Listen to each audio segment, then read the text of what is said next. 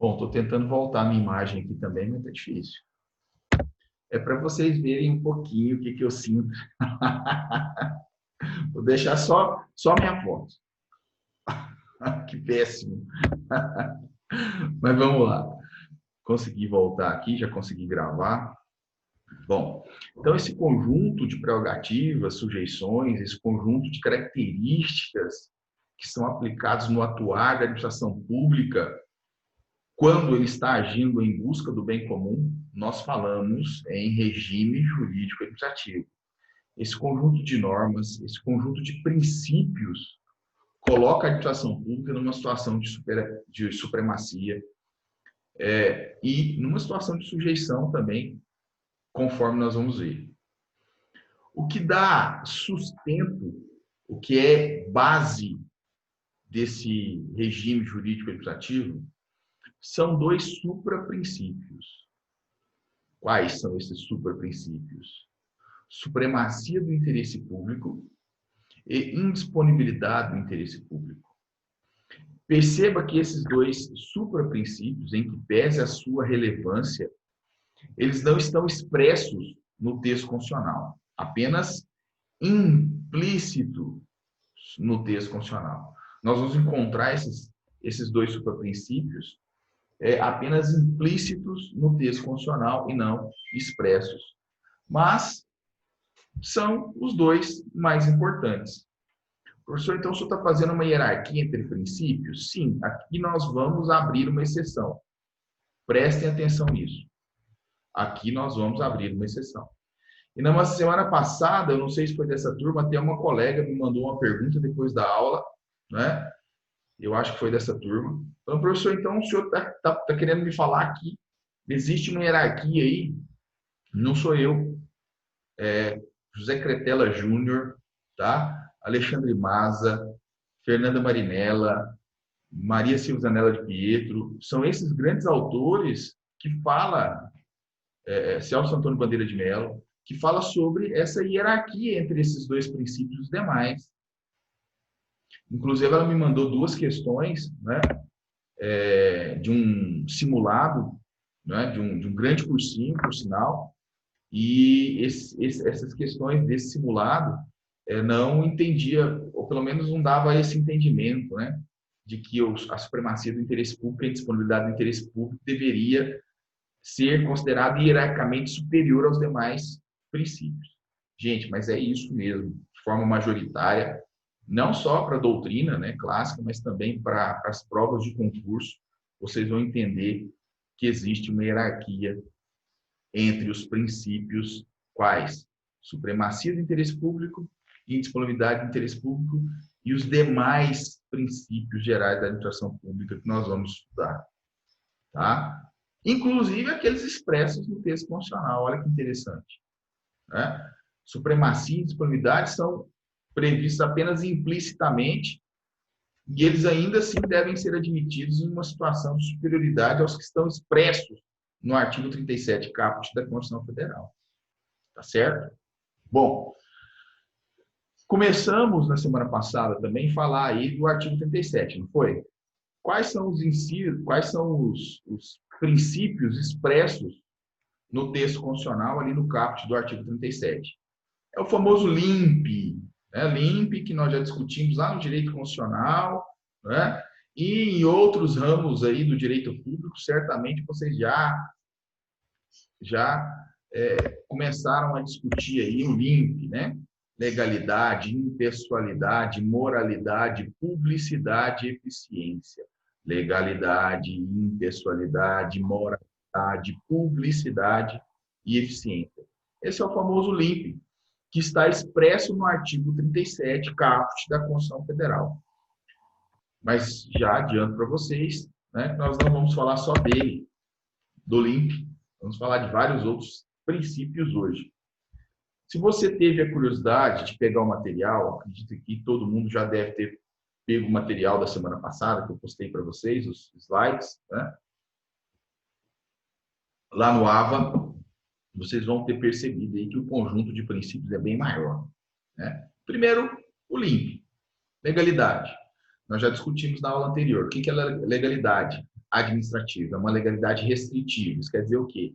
Que a legalidade para a administração pública não é a mesma legalidade para mim, Alessandro, no mundo privado, no mundo particular. São coisas diferentes. Enquanto eu, Alessandro, posso fazer tudo que a lei não proíba e assim estarei cumprindo com a legalidade, a administração pública não funciona assim. A administração pública vai fazer o que a lei determina, prescreve, orienta. A administração pública não pode fazer tudo. A administração só pode fazer o que está previsto em lei. Percebeu por que a gente chama que a legalidade, a gente fala que a legalidade administrativista é uma legalidade restrita? É uma legalidade restrita. Por quê? Porque ela não pode fazer tudo. Nós podemos, enquanto particulares, fazer tudo que não está vedado, proibido em lei. A administração não. A administração vai fazer o que está previsto em lei, o que está determinado, né, orientado pela lei. Então, essa é a legalidade administrativa. É uma legalidade restrita. A administração faz o que está previsto em lei. Beleza, Andressa Lobo? Tranquilo? Ótimo, então. Segundo princípio, impessoalidade. Conforme vocês já devem ter lido aí na doutrina, aqueles que estão estudando, né? Impessoalidade tem vários significados, várias acepções que são apresentados pela doutrina. Mas os dois principais? Quais são os dois principais significados de impessoalidade apresentado pela doutrina? São dois. Primeiro, está muito próximo de igualdade, tratamento igualitário, né? Isso quer dizer o quê? Que não são as condições pessoais, cor, credo, condição financeira, opção sexual, que vai fazer com que a administração pública trate o cidadão, o administrado, da forma A, B ou C. Todos devem ser tratados de forma impessoal. Ou seja, não é porque o Alessandro é careca, barbudo, que ele vai ter que ser tratado de uma forma diferente. Ok? Não são características individuais do Alessandro que vão fazer com que ele seja tratado da forma A, B ou C. Brinquei. Mas preste atenção aqui, ó. Eu chego em determinado órgão público e lá tem um ex-aluno. Ele vai querer passar o professor na frente cortando a fila. Tá certo isso? Feriria o princípio da impessoalidade. Isso já aconteceu? Já. Já. Ô, professor, qual que é o processo? Não. Pode atender todo mundo primeiro. Né? Está ferindo o princípio da impessoalidade. Esse tratamento, né, que deve ser dado a todos os administrados tem que ser um tratamento igualitário. Ah, professor, então quer dizer que as ações afirmativas estão erradas? Não estão erradas. É diferente. Tá? As ações afirmativas que estão previstas lá no texto constitucional, né, no direito constitucional, o tratamento aí, não é a pessoa, é um grupo de indivíduos. Né? As ações afirmativas, elas têm como objetivo fazer com que aquelas pessoas que estão numa situação de risco, desfavorecidas no meio social, possam buscar uma evolução social. Isso é possível, não tem problema. Tá? Isso não fere o princípio da impessoalidade. Esse tratamento que é dado aí a um grupo de pessoas que estão em situação de risco. Isso não tem nada a ver com o princípio da impessoalidade, não fere o princípio da impessoalidade. Certo? Esse é o primeiro significado, é o tratamento que deve ser dado aos administrados, ao cidadão. Além desse significado, outro significado muito importante da impessoalidade. É proibido aos agentes públicos, em especial os agentes políticos, que eles venham usar do seu cargo para crescimento individual, para propaganda política, para engrandecimento financeiro pessoal. Vamos a um caso concreto, alguns, né? Nesse caso aqui a gente tem vários. É muito comum, quando um determinado prefeito assume, né, ele queira mudar os símbolos da cidade, né? Ele queira mudar aquela placa de entrada da cidade, né? Gente, ferindo o princípio da impessoalidade. O que ele está querendo fazer? Demarcar a sua gestão através de símbolos, de cores. Isso está ferindo a impessoalidade. Vamos a alguns exemplos aqui nossos, de Anápolis.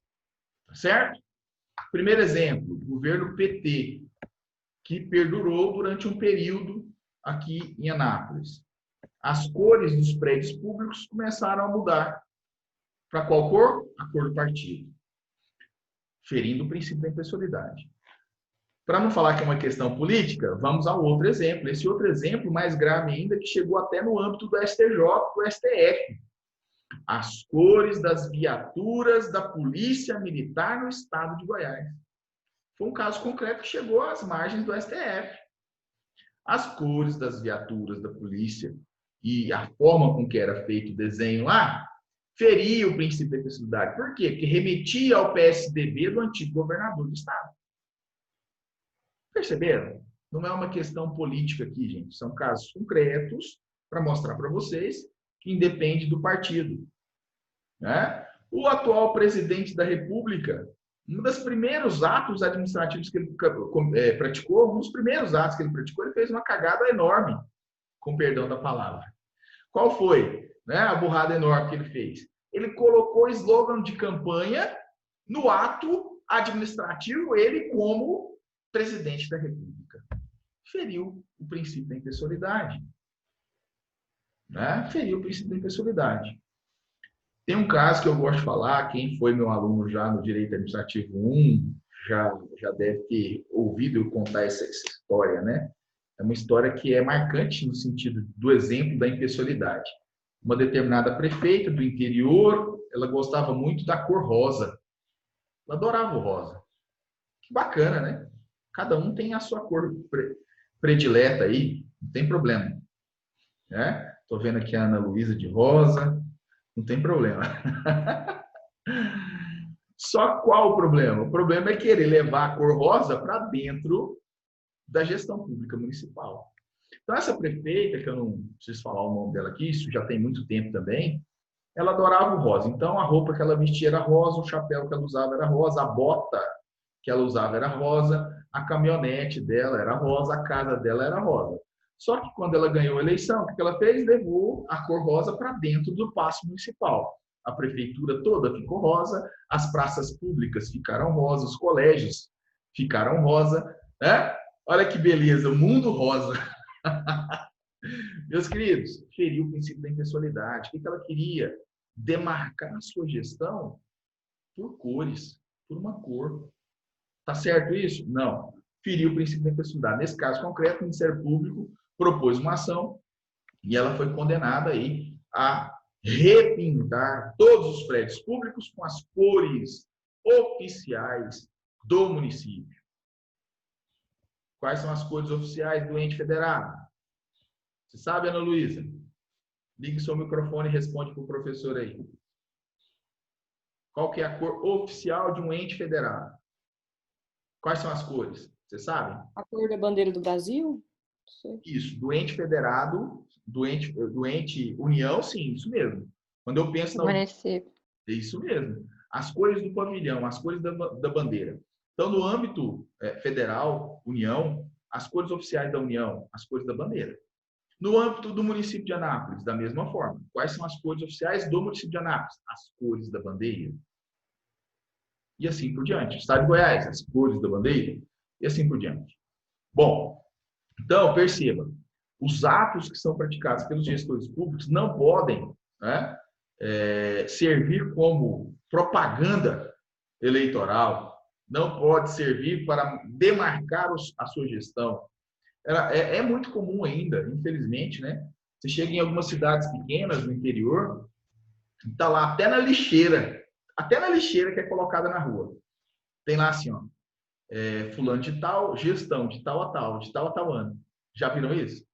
Né? Muita gente que é do interior deve ter lembrado aí. A lixeira que está lá na esquina. A lixeira com o símbolo da cidade e o nome do prefeito que colocou a lixeira ali e a gestão, o período de gestão dele. Está ferindo o princípio da impessoalidade, meus queridos. Não é assim? Ok? Bom, seguindo. Mais um princípio. Moralidade. Né? Princípio da moralidade. Qual que é a ideia de moralidade? Meus queridos, é muito cuidado com esse princípio, por quê? Porque ele não tem uma definição constitucional e nem infraconstitucional. Coube aí a doutrina e a jurisprudência chegar a uma definição de moralidade. O que é muito subjetivo. Será que o meu conceito de moral é exatamente o mesmo conceito da Milena? Será que se eu escrever um conceito aqui e a Milena escrever aí um conceito no caderno dela, será que vai ser o mesmo conceito? Por mais que eu e ela tenham a mesma formação, né, dentro de um aspecto cultural, político, religioso, será que o conceito vai ser o mesmo? É óbvio que não. É óbvio que não. Talvez a estrutura conceitual seja a mesma. E por isso a gente tem que tomar cuidado com esses princípios abertos. Nós chamamos isso de princípios abertos, que são encontrados no texto constitucional. São princípios que não são colocados uma definição no âmbito constitucional nem infraconstitucional, cabendo aí uma construção jurisprudencial sobre o conceito desses princípios. Muito cuidado com eles. E aí vai uma crítica. Muito que se faz hoje dentro do judiciário é com base em princípios abertos. Eu posso trabalhar o princípio da forma como que eu quiser. Hoje eu tenho um entendimento sobre esse princípio e amanhã eu tenho outro entendimento. E aí os julgados mudam. A jurisprudência muda dependendo do caso concreto.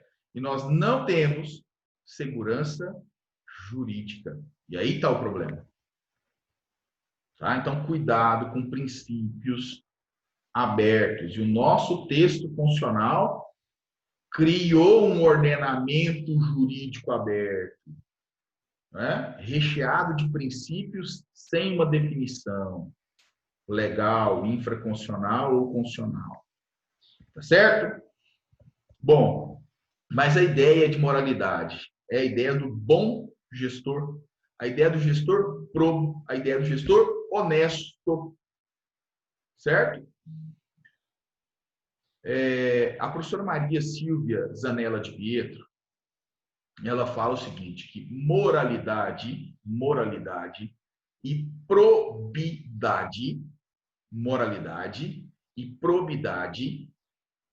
principiologicamente falando, é a mesma coisa, se equivalem. Tá joia? Então, moralidade e probidade, principiologicamente, se equivalem. Isso nas palavras da professora Maria Silvia Zanella de Pietro, e eu concordo com ela. Qual o problema? O problema é que infraconstitucional, o problema é que, além dos princípios, a probidade, ela foi positivada, ela foi normatizada através da lei de improbidade administrativa. Tá? Então, no aspecto principiológico, se equivale. Mas no aspecto normativo, legal, não se equivalem, são coisas diferentes. Tanto é que nós temos uma lei de improbidade, mas nós não temos uma lei de imoralidade. Tá certo? Mas a ideia da moralidade, então, é essa ideia do bom gestor, do gestor probo, do gestor honesto. Quem dera um dia a gente chega, pelo menos, a cumprir com esse princípio. Se a gente conseguir cumprir com esse princípio, né, já vai ser o suficiente para que o nosso Estado, nosso Brasil, venha crescer significativamente.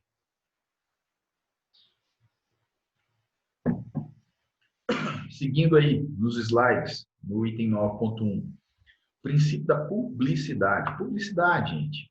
Os atos que são praticados pela administração pública devem ser publicizados, devem ser o mais públicos possível, né? Não se admite em regra, atos sigilosos. Em regra, por quê, professor? Porque a lei pode trazer exceções, tá bom? Em regra, os atos praticados pela administração pública são atos publicizados, são atos públicos. Todos devem ter conhecimento, mas, excepcionalmente, a lei pode, né, trazer alguma exceção quando um outro princípio, uma outra regra, uma outra norma, um outro direito, né, naquele momento tiver que ser resguardado de maior importância. Por exemplo, né, a gente vai estudar esse semestre ainda, licitações. Na lei de licitações, a gente vai ver lá as fases da licitação. E dentro das fases da licitação, nós temos a apresentação das propostas. E dependendo da modalidade licitatória, a fase, né, de apresentação das propostas tem ali sigilo. A Letícia, por exemplo, tem a sua empresa, vai participar de uma licitação no município de Anápolis, né? A licitação é por tomada de preço, por exemplo. Ela chega lá com um envelope devidamente lacrado e apresenta a sua proposta, que vai ser assinada por ela, por 2 testemunhas e pelo representante da Comissão Superior de Licitação. E esse envelope vai ficar lacrado, em sigilo, durante um período, até que todas as propostas sejam apresentadas e nós caminhemos para a fase de classificação das propostas. Então, é um momento onde existe sigilo, exceção à regra, exceção à publicidade, só por previsão legal. Não existe sigilo sem previsão legal. Sigilo apenas com previsão legal. Os atos da administração pública devem ser atos publicizados, salvo quando a lei vedar essa publicidade em defesa de um direito, de um interesse que naquele momento é mais relevante. Tranquilo até aí, gente? Podemos seguir? Vamos lá, então. Eficiência. Um princípio que surgiu aí, né, com a emenda constitucional 19, foi incluído no texto constitucional pela emenda constitucional 19. Na emenda constitucional 19, né, que é a segunda micro-reforma da administração pública brasileira, nós tivemos, na década de 90, duas reformas. A primeira micro-reforma com as emendas constitucionais número 8 e 9, e a segunda micro-reforma, já mais no final da década de 90, a emenda constitucional 19, segunda micro-reforma. Tá? E essa segunda micro-reforma, todas as duas dentro de um contexto neoliberal, né? Todas as duas dentro de um contexto neoliberal, tinha aí como objetivo a implementação de um modelo de gestão diferente, que é o modelo gerencial. Até aí, nós vivenciávamos um chamado modelo burocrático de gestão pública. É a partir da segunda metade da década de 90 que nós começamos a substituir o modelo burocrático de gestão pública para o modelo gerencial. E não há como falar em modelo gerencial de gestão pública sem falar em eficiência. É a partir daí que a gente começa a ouvir falar sobre eficiência. É a partir daí que a gente começa a ouvir falar sobre meritocracia. Tá? Eficiência, meritocracia, resultado na gestão pública, benefícios por resultados. Ou seja, perceba que é uma linguagem muito próxima da gestão particular, da gestão privada, né? É na gestão privada das empresas privadas que a gente escuta falar mais sobre isso, né? Mas o modelo gerencial, ele se apropria de várias ferramentas de gestão da iniciativa privada e leva para o poder público. Várias ferramentas. Tá? Então, o princípio da eficiência, ele surge nesse momento.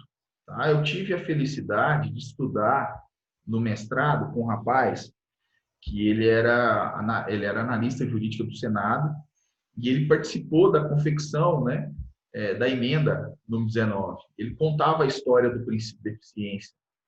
Eles queriam efetivar o modelo gerencial, trazer o modelo gerencial, e não aparecia uma palavra correta, né, um princípio correto para eles incluírem na emenda constitucional até que quase que por acidente ele fala dessa forma, não sei se é verdade, mas ele contava dessa forma, até que quase que por acidente surge aí o princípio de eficiência, encaixa perfeitamente na ideia que se tinha na década de 90, no modelo de gerencial, né? Outro princípio importante, o princípio da participação. O princípio da participação, ele efetiva no mundo prático o que nós conhecemos no mundo teórico como administração democrática. Tá certo?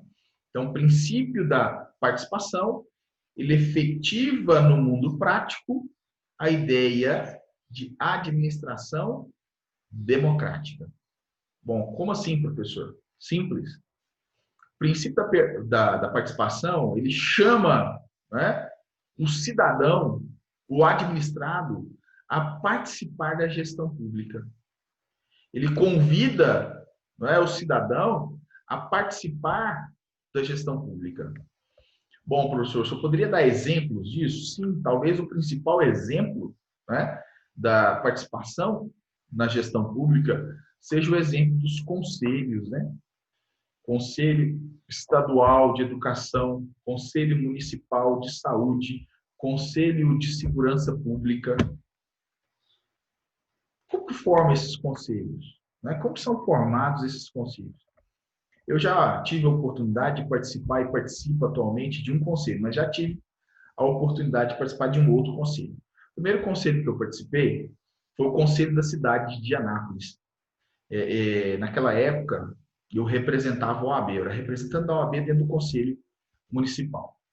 Hoje, já há 6 anos, eu represento a PUC como conselheiro estadual de segurança pública. Como é que funcionam esses conselhos, de forma geral? Né? Saúde, Andressa Lobo.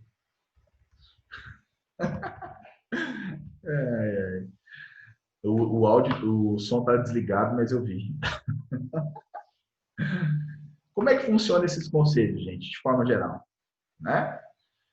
São setores, são representantes, são pessoas, são administrados, representantes de determinadas categorias que integram esses conselhos, para dar ali voz a esses conselhos. No caso, no meu caso específico, no meu exemplo, enquanto eu estava no Conselho da Cidade de Anápolis, eu representava uma categoria. Qual? Categoria dos advogados. Eu representava o OAB ali. Certo? Então, as obras públicas, as mudanças que estavam sendo promovidas naquela época, né, no município de Anápolis, eu participava ali, a gente participava das discussões. Agora, no Conselho de Segurança do Estado, né, já tem um tempo que a gente está lá. Eu estou representando quem? A classe acadêmica. Academia, os professores, os alunos, né? Lá no Conselho de Segurança, nós temos 2 instituições de ensino, a Universidade Federal e a Pontifícia. E essa parte da academia, ela é importante para discutir os valores e os serviços, as metodologias que serão aplicadas no Conselho de Segurança. Então, são setores da sociedade atuando dentro de um conselho. É um exemplo aí do princípio da participação, de administração democrática, permitir que você, né, venha efetivamente a participar, dando voz ao cidadão. E agora começa um conjunto de princípios que vocês já conhecem. Por quê? Porque vocês estudaram lá na Teoria Geral do Processo, né? Estudaram lá no processo civil, que é um conjunto de princípios gerais do processo. Tá? Quem foi meu aluno lá no Direito Constitucional certamente vai lembrar da minha fala. Quando a gente fala processo, muita gente só lembra do processo judicial. Só que processo, em sentido amplo, é ferramenta do Estado para exercício de um poder. Que poder? Qualquer dos poderes estatais. Então, processo em sentido amplo não é o processo judicial que está mais perto da nossa realidade. Realmente, o processo judicial está mais perto da realidade do estudante do direito. Mas não é só o processo judicial. O processo judicial está lá no texto constitucional. Mas também está lá no texto constitucional o processo legislativo e o processo administrativo. Então, o conjunto de princípios aí são aplicados a todos os processos, certo? Todos os processos. Daqui a pouquinho, daqui 3 minutos, o link está caindo. Caiu o link, a gente volta com o mesmo link, tá? Mais 40 minutos com o mesmo link a gente volta. Bom, então, princípios gerais do processo são também princípios gerais da administração pública? São. A administração pública tem processo administrativo. E o processo administrativo também deve seguir esses princípios gerais. Primeiro deles, princípio da duração razoável. Novidade para vocês? Não. Não. Princípio da duração razoável. Lá no processo nós estudamos, né? Princípio da duração razoável. O processo ele pode se estender por 10, 15, 20, 30 anos, como ocorria antigamente, né? Não. O processo ele tem que ter celeridade. O processo judicial, também o processo administrativo, em que pese em regra, tá? Os processos administrativos sejam bem mais céleres do que o processo judicial, também, em relação ao processo administrativo, deve ser aplicada a celeridade, a duração razoável. Não se pode admitir que um processo dure 4, 5, 10 anos. Duração razoável. Por quê? Porque assim eu vou estar atendendo e defendendo os interesses do jurisdicionado, do administrado. Tá? Tem uma lide, não um processo. Que essa lide, elas são vários processos, mas tem uma lide que eu trabalho que iniciou em 1978. Eu tinha 1 ano de idade, eu nasci em 77. Tá? Então, em 78, deu-se início a uma lide. Ok? E agora, eu estou num dos últimos processos, né, que já dura há 12 anos. Cadê a duração razoável? Cadê a satisfação do jurisdicionado?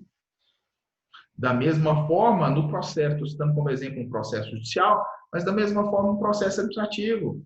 Imagine aí um processo administrativo disciplinar que pode culminar na pena de demissão de um servidor público que dure 4, 5, 6 anos. Cadê a duração razoável? É um princípio geral do processo que se aplica também ao processo administrativo. Devido processo formal e material, outro princípio. Devido processo formal e devido processo material. Bom, materialmente falando, devido processo material, o que é? O processo ele tem um objetivo. Qual o objetivo? Alcançar a justiça, o que é justo. Então, devido processo material é aplicar a justiça. Se o processo não alcança a justiça, ele não cumpriu com o devido processo material. Certo? E devido processo formal. Vocês concordam comigo?